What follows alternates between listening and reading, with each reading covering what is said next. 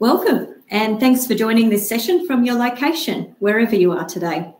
I'm Kathy Carey from the University of Southern Queensland, based in Toowoomba, Queensland, where I'm a lead business partner in our service improvement team.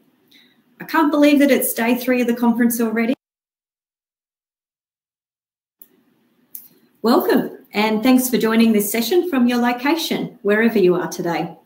I'm Kathy Carey from the University of Southern Queensland, based in Toowoomba already, and this is actually our last concurrent session.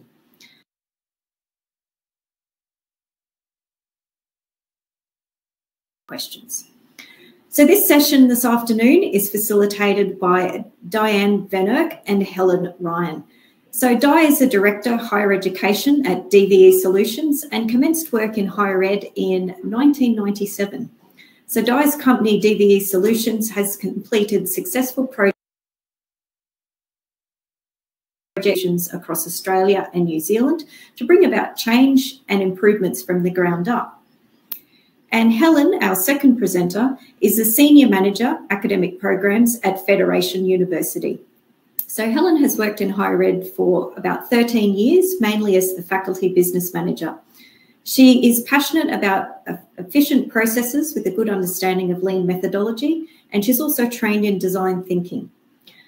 Helen was also the recipient of a ATEM Best Practice Awards for faculty, the Excellence in Faculty Management.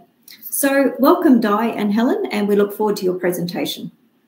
Thank you, Kathy. It's great to be here. And hello, everybody. This is the first conference where I've presented where I can't see a soul other than Helen and Kathy. So hopefully this will be informative today. We want to give you some takeaways today, Helen and I, and it's as a result of a project that we worked on together at Federation Uni.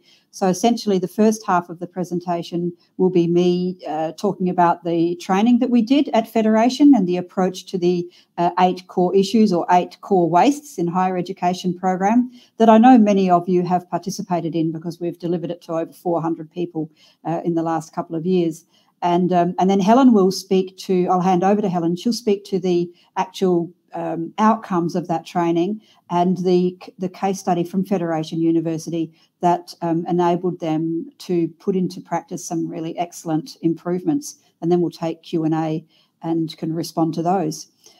So we'll just start with where it all began. And having been working in the sector for nearly 25 years, it actually really only began in 2017, in my opinion, in terms of thinking efficiently about processes, because the minister told university leaders at the UA conference that year that they wouldn't receive any more money. And so there was a really, the change in the dialogue was dramatic after that point in time. And we were able to actually talk more about efficiency and process improvement work much more easily in organisations than we had been before. So that was really a good thing. And from that time, we designed a program that is the 8 wastes in higher education. And we based it on the lean methodology, which many of you are familiar with, and probably also practitioners, qualified practitioners. Our CEO, Jo Schneider, is a qualified engineer, and she worked at the Holden car manufacturing factory for several years. And from manufacturing industry, you'll be aware also Toyota and others that lean thinking is very strong in those industries, highly mechanised industries. But in fact, a lot of the principles and practices could be applied to other sectors. And Jo thought it'd be a great idea to bring it into higher education, that thinking. And so we designed the 8 wastes and we really wanted to help people understand the root cause of problems rather than keep on dealing with the symptoms. And so that's what we've been working on with the training, is to take people through those 8 wastes from quite a practical approach so that they can go back to the workplace, share those learnings with their colleagues and start to really have conversations about where these wastes and issues are arising so that they can create more productive workplaces and also more enriching jobs for themselves, because nobody that I've spoken to ever wants to keep on doing the head-bangingly complex, boring, terrible process work that somehow we have developed in the sector over these years. And I worked at UniSA for 10 years prior to the business starting, and I'm really aware of how work can evolve into complex processes. So when we set up the process, we thought about the business process improvement model that we use, and this is we want to give you some takeaways today, both Helen and I, that you can now, after today's session, hopefully take back to your teams. So if you're trying to work out where to begin with looking at your wastes and your issues and your problems, start with looking at how you're doing the work currently, identify where your gaps and issues are, develop a to-be plan, a process improvement plan or a project plan or an improved process, actually do it, implement it, change it, transition, and then make sure you evaluate and can keep on improving. And that's the thing we were trying to get through with our training sessions, was that operational people who are doing the work at the ground level, should have the greatest knowledge about the problems and processes, and they do. And Helen's teams were fantastic in contributing to that discussion in this project. And they had very similar issues throughout, but also some specially identified ones as well. So with the model in mind, then we worked on the 8 wastes, and I'm going to go through each of these quite quickly, but give them to you as a takeaway with some examples, because if you want to start a conversation in your area and you actually want to start making change, this is a really good place to start with your business process improvement model and your 8 wastes model. And so if we just go to the next slide, Helen, the wastes or communication being a classic one in the sector. And we have this first for no reason, but it actually creates the most amount of discussion, and people don't have any trouble starting to think about where communication breakdowns are occurring within their institution or their area. And examples such as multiple approvals needed for forms and decisions, lengthy email chains, being CC'd or BCC'd into emails that are unnecessary, complex email addresses, insufficient information coming out of meetings, going up and down the tiers across the silos, and actually faculties and schools and departments in central areas actually not engaging actively or proactively enough with each other. They are just some of the examples. The second waste we talk about are Band-Aid solutions. So this is what we call quick fixes, which many of you would be familiar with, or workarounds. So you get the thing done, you just find a way to make it happen, but actually that ends up becoming then the normal process, which is not good. There's a lack of standardisation of an activity or a process, and so everyone's free really to create their own way of doing things. And another example is when you know somebody in an area that helps get things done, you just call them and they make it happen. And the go-to person is very helpful for an interim moment, but then that becomes a process as well. It's not good. The third waste is reinventing the wheel. So that's re-establishing or recreating established processes. Typically, this is generally faculty or school level recreating something that the university has already established as a process. And that's just time wasting and complex activity, creating duplicate files or using duplicate versions of software. A couple of other examples. Reinventing the wheel is a classic waste that many people relate to quite easily. The fourth waste is the, I need the slide to remember it, over-processing. So again, another easy one to consider from your own perspective, over-processing, too many steps, unnecessary approvals, too many complex processes to get something done. And you've probably got specific examples of your own that you can think about. The fifth one is the waiting time. So delayed approvals, materials are not available, there's technological delays. The sixth one is the accumulation of things, so over-ordering supplies, collecting too much information, too many emails, multiple records, duplicated computers and software, any sort of accumulation. The seventh one's underutilised skills or talents. That's not using people in the right way, not using their skills in the right way, and not capitalising on their strengths or skills. And the eighth one, the last one, is underutilised or misused resources. So that's looking at facilities and equipment, room management, meeting rooms, things like that. So with those wastes, when we discuss them, we actually have a whole lot of rows on an action plan, get a 2-page action plan, and every participant receives this in their training. And what they have to do in the training is actually complete the issue that's bothering them or that's addressing the waste in the second column. And then they have to write the first action that they can take to address that the very next day. And that might be making a meeting with somebody. It might say designing a plan for an improved website, webpage, just something really simple that they can address, and then adding a due date to that. And everyone takes this 2-pager away, addressing each of the wastes, and they have to write something in each row. And that then becomes their action plan for their own personal actions. But what we encourage them to do, and this is what happened at Federation, which Helen will speak about, they together found that the accumulation of these action plans actually created a whole set of areas that people could focus on to prioritise for improvements. And Helen will speak more about that in her section. So the next step after people go to training is that they keep getting 8 weeks of emails from us for each waste, to keep them having those continuous improvement discussions in their workplace. That's the most important thing. The transfer of training back to the workplace is so essential. We gave everybody postcards, so they took bundles of those to hand out to their friends and stuck them up on whiteboards and in filing cabinets and whatever. We suggested that they keep asking why. It's okay to find out, why are we doing this, and keep asking why 5 times to get to the root cause. Keep logging improvements and sharing successes. We suggested a couple of areas, put up a list of all the issues and then tick them off as they achieve them.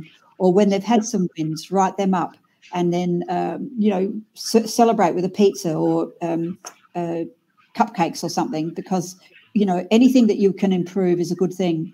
Some areas wanted to set up communities of practice. Some set up a specific improvement project, which is what Helen's area did. And some actually had their own 8 waste workshops, which they ran in their own area, their own team. So the important thing overall is to keep the conversations going and to make it okay to talk about changing activities and processes and things, tasks that are done. So the end result of this for us was that we were then able to hand over the people handed over their action plans to Helen and Andrew, and they then worked through a project of improvement. And at this point, I'm going to hand over to Helen, and she will speak about that part of it from the implementation side. Thank you.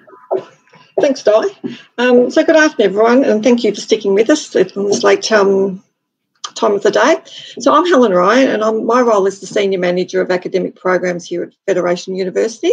Yeah, and I want to give you some information on the project that we undertook with DVE. My role is part of Academic Services and Support Directorate, and along with Andrew Evans, our Director, we've both been involved in establishing the Directorate.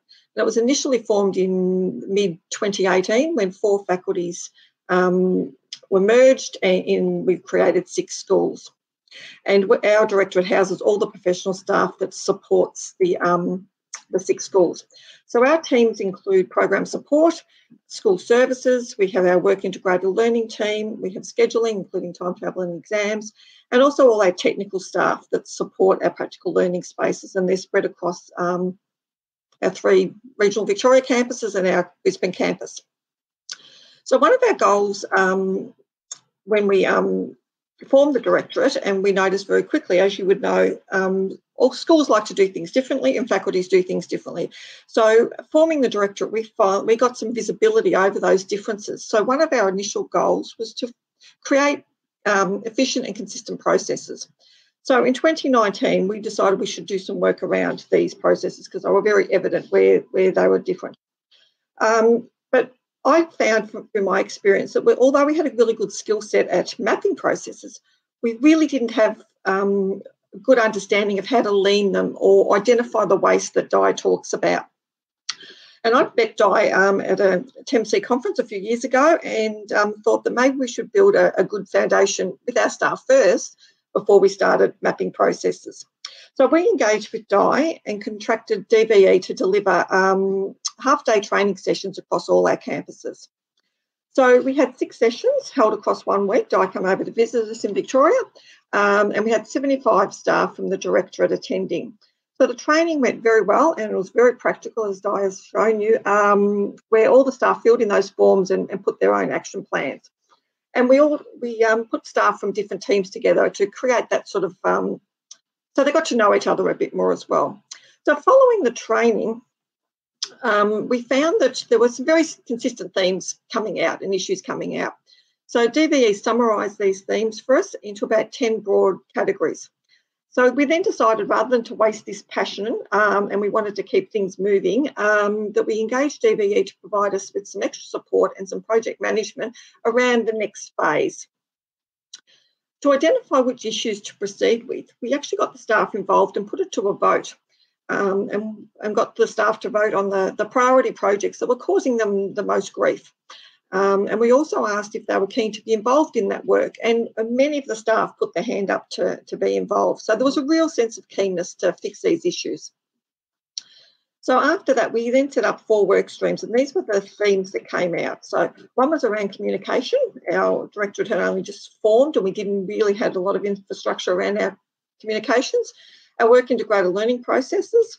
Procurement process was a real big bugbear, and records management, and that was mainly around, that was about the time we were introducing SharePoint, so that was very topical. So we identified workstream leaders, mainly our coordinators in our team took on those roles, and they formed a small team, and we worked weekly with the project manager from DVE, Anne, who kept us on task. So I was the overall project manager for the broader project, and Andrew Evans was our sponsor. So we were also very lucky that we had a support of a student intern at the time to be allocated to the procurement group to help us out.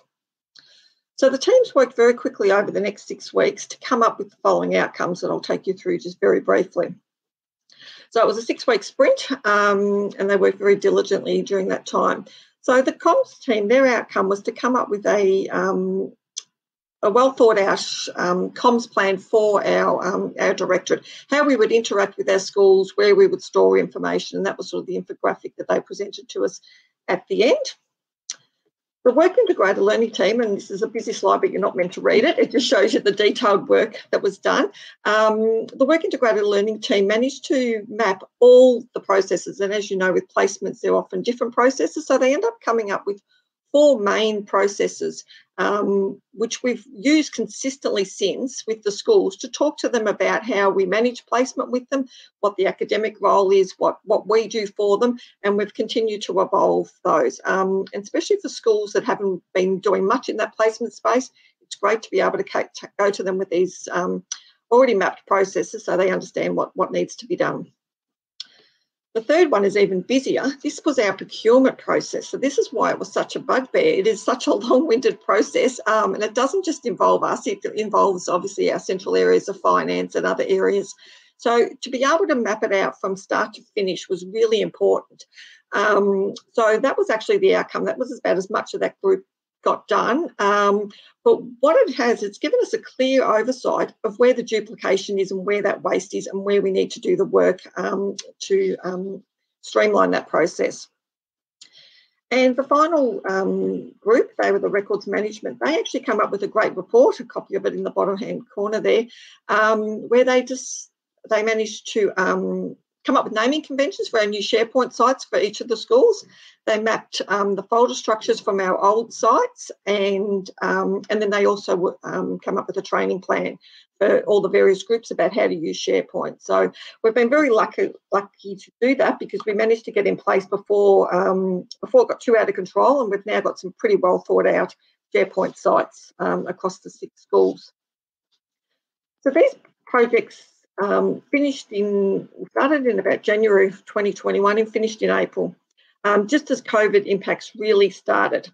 Luckily with our intern, she had to write a report for her assessment, so it did give us the opportunity to stop and reflect on what worked well and what didn't.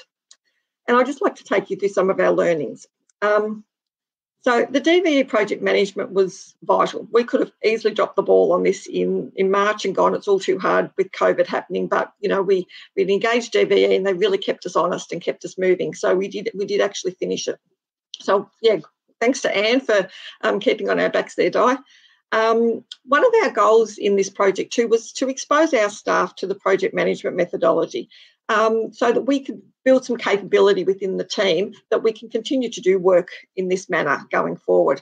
And that was really good. So they got to see the tools that DVE provided, the project management methodology, and a lot of them hadn't been exposed to that before. One of the other things we learned was having staff vote and volunteer was critical. The ones that put their hand up to be involved were so engaged.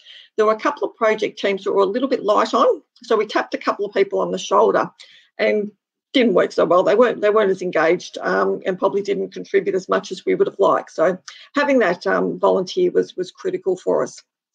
The student intern was invaluable. She was great to be able to just get some of that paperwork done, and she could be solely focused on the project. She only worked with us 2 days a week for that short period of time, but we learned a lot from her, and hopefully she learned a lot from us as well. So you can get hold of a student intern or get a dedicated resource.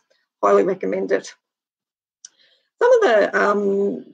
Some of the things that we might do better in the future is probably being a little bit clear about what function DVE was going to do and what our teams were to do. There was a bit of reporting that we were asked to do at the start, and I know the teams were very keen just to get work done and get stuck into it. So having to stop and do these weekly reports sort of seemed like a bit of a burden, but I think it sort of showed them the project management methodology and why that was needed, and I think they understood the importance by the end of the project. Now, the timeline was very tight, and I constantly got feedback. We didn't have time to do this. So that's something we would consider going forward. But I would perhaps suggest, rather than extending the timeline, I think it might just drag on a bit. I think the tight time frame was good, but you might just want to consider perhaps reducing the scope rather than extending the time would probably be my thoughts going forward. So unfortunately, we haven't been able to follow through on all these projects, but that said, the work's there. We've certainly used the Work Integrated Learning one. The SharePoint one has definitely been done, and I think the finance one, I'd be actually surprised if I went back and see. I'm sure people have reduced steps out of that without really realising it, because they've got a much more well, what I find is that staff now think about efficient processes a lot more, and it's sort of embedded in us. So that's sort of the summary of the efforts that we did. The project has actually gone on to have a bit bigger of life. We did it within the directorate, which is only one part of the university. And when you're dealing with processes and having to go to other areas and you're talking waste and leaning processes, it's actually quite difficult. So we've been excited that now our HR department has taken on the 8 waste training, and it's now available to staff all across the university. So we're hoping that when we start going knocking on doors of central areas to lean out processes, they'll be on the same page as us. So that's been pretty exciting for us. That's about all I've got to say. So probably time, Cathy, now to have some questions. Thanks very much, and Diane, Helen. Really great and informative presentation. And I think getting started in process improvement is always really tricky. So I think you've actually shared some great resources and insights. I just want to comment that I've got my DVE postcards and 8 wastes, and I love the 8 wastes of higher education. It's something our team refers to quite a lot. So that's my own little plug for Diane Helen's work. Well done, Cathy. If anybody wants any of those postcards, they're free, by the way. So you can contact Cathy or myself or Helen, and we can send them to you. They're just a great conversation starter, and they're bright and colourful and fun. That's right. So we actually have got some really good questions here, and we have got some good time. So I'm just going to start at the top of my list here. So after wonderful training like this, it can be very easy to forget or not implement the new knowledge we gain. Can you suggest any ways to consistently take action and improve our results? Perhaps I'll start with what we do, and then Helen can start from the practical perspective. So I'm a casual academic in the training and development field, and one of the key principles that I learnt and taught around that was the transfer of training back to the workplace is the most important thing if you want to get the best value out of training. And at DVE, we decided that to enable that after the 8 wastes training, because a lot of excitement is generated and the people are passionate about making change, we would send, as part of our package, an email each week to the participants, and each of those weekly emails would be on the specific waste, waste number 1 through to 8, and it would add in links and tips, some resources that are available, some questions, have you done this, have you done that, why don't you do this, suggestions. And it just, we hope, enabled people for 8 more weeks to stay engaged with the topic and to keep having the conversations. So from a practical perspective, perhaps Helen has something to add to that. Yeah, thanks, Di. And Kathy, I think the key thing is to empower your staff to do it. A lot of staff think they've got to wait for approval or permission to make an improvement. It's actually within their control. So, you know, we've certainly followed that up and put our money where our mouth is. You know, if staff come to us and say, we've got a good idea, great. We just empower them to go and do it. Make that change, you know. We'll advise them, you know, just make sure you check with so-and-so if that was relevant, if there's any interdependencies, but really empowering your staff just to make a difference in their workplace, because a lot of the stuff has just been their workarounds a lot of the time. They're not actually needed steps. So I think empowering your staff is really critical. Okay, thank you. And this next question, I think, is a really good one that from Diane. Was there any engagement of academic staff? In the training, sometimes academic staff attended if they had a touch point with whatever process or issue or area that was involved or was included, not necessarily at Federation, but in other university sessions. And I'm not sure Federation, you would have had academics involved, Helen? Yeah, I think we certainly had them involved in the work integrated learning processes because they're intimately a part of that process. And I'm sure with the SharePoint one, we would have gone back to the schools because it was the schools' SharePoint sites we were designing as well. So, yeah, the procurement process are typically, you know, they're a professional staff role. So, yeah, certainly engage with our academic colleagues where needed. And I think that's probably a good point just to make in any process improvement work. And even if you're having the lean thinking workshops and you're organising them yourselves around a particular issue, you make sure that you have people attending who have a touch point with the process, and that is anybody in the university. And it's a great opportunity to go across the silos and the faculties and the schools and the centre to bring people together, which is what Federation are doing now, and it's terrific to see that. And you know, it's stuff like this, training like this gives people permission to have the conversations and actually do something about the problems, and that's really what you want to do. Thank you. We just got another great question from Anna. So how is a student intern recruited? Is there an existing intern program at the university? And also, is the intern paid, or is it a true intern that's working for free? Yeah, thanks for that. We've got work integrated learning as part of most of our programs, and actually, I don't think we actually went out to seek this intern. It she fell in our lap, but she was one of our business students that was looking, and as part of the business programs, they can do 2 days a week as an unpaid intern. So yeah, we became the host organisation for her, and it was during COVID, so we actually worked remotely with her or virtually with her. Yeah, and it was a great resource and a really good outcome for her. She was given credit for that. We went to her presentation with her academic staff member, and yeah, so she ended up writing up her assessment task and our findings at the same time. So 2 birds, 1 stone. Gotta love it. Thank you. And I just noticed in the discussion forum, there's been a lot of interest in getting the postcards from Di. So if you actually just go into the discussion forum, Di's actually posted her email address, so you can contact her and her team will be able to send them out for you. Yes, thank you. That's great. I've got 6 names, but I don't know which universities you're from. So it'd be helpful if you could email me and then I can get the cards sent out. So, yep, spread the love. That's right. And I'm just looking. I think we've had a lot of really good feedback and a lot of good discussion. There's one there as well. Do you mind sending them to New Zealand? Don't mind where we send them. No, New Zealand's a part of ATEM, absolutely. We want to come to New Zealand. We've worked with one university in New Zealand. I'd love to come back and work with more. There is another question, how do you start these conversations? Yeah, you do have to get the manager to approve the training. But however, if you can't get the training, you can have your own, you can set up the conversations yourself, just get a group going.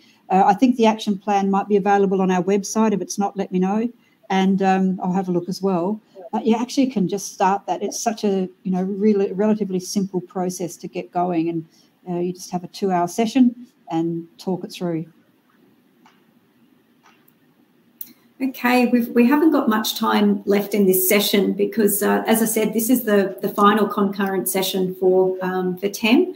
So thank you everybody for attending, and thank you Di and Helen. That was a really great session, and I'm sure that you've started many conversations now. So, and I'm sure people will get in touch to see how you can help out more. So to the participants, thank you. Please complete the survey when you exit. Sorry, Di. I was just going to say thank you very much to everybody for staying in there, and you know, just keep the conversations going. It's terrific. Okay, so thanks everyone. Have a great day. Hope you've enjoyed the conference.